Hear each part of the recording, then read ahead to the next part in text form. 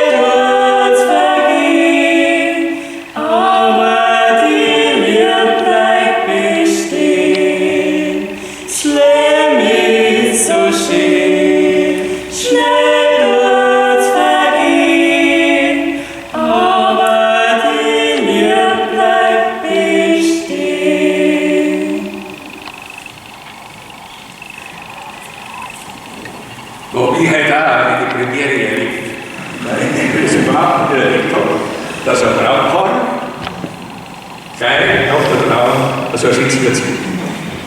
Dankeschön.